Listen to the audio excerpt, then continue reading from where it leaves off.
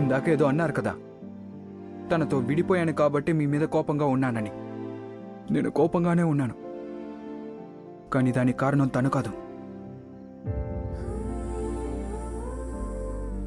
చిన్నప్పటి నుంచి నన్ను ఎంతో కష్టపడి పెంచారు. మీకు నేనేం చేయగలనని ఆలోచిస్తున్నప్పుడు బాధగా ఉంటుంది. పర్వాలేదు, ఇంకొన్ని రోజుల్లో క్యాంపస్ ఇంటర్వ్యూలో నాకు ఉద్యోగం వస్తుంది.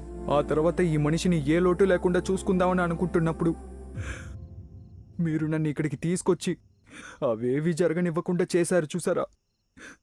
అందుకే మీ మీద నాకు కోపం. మీరు కష్టపడి సంపాదించిన డబ్బుతో నేను చదివిన డిగ్రీకి వాల్యూ లేకుండా పోయింది. అందుకే నాకు మీ మీద కోపం. మీరు ప్రతిరోజు పనికి వెళ్ళి ఆ కారుని తుడవటం చూస్తున్నప్పుడు ఏంట్రా మనం ఏమి చేయలేమా అని అనిపిస్తుంది చూడండి. అప్పుడు వస్తుంది నాన్న నాకు మీ మీద కోపం.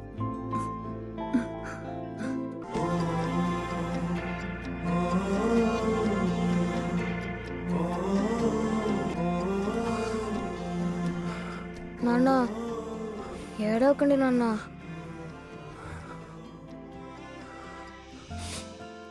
నీకు నాన్న మీద కోపంగా లేదా? లేదు నాన్న. వెళ్ళు.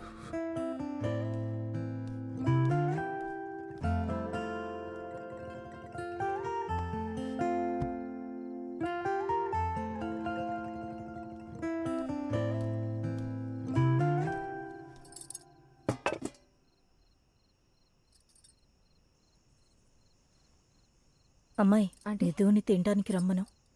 Okay aunty.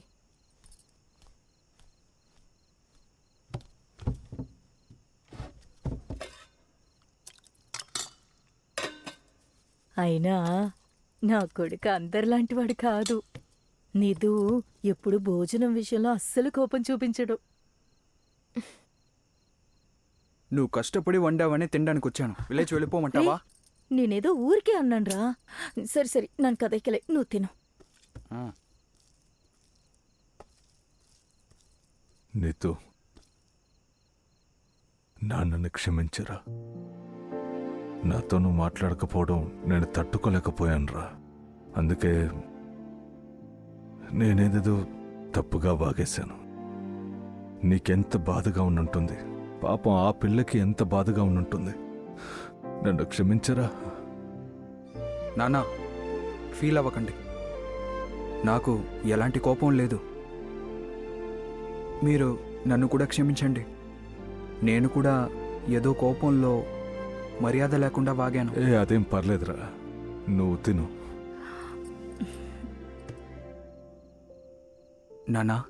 ఏంటి నాన్న? మీకొకటి చూపించాలి.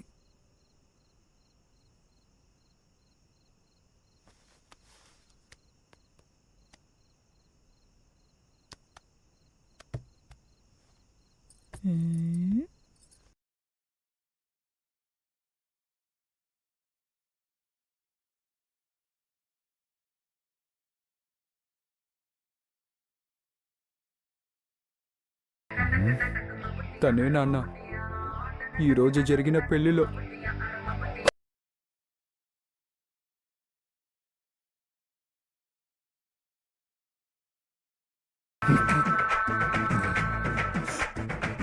నువ్వేవో మూకుడువని కూడా చూడను, చంపేస్తాను.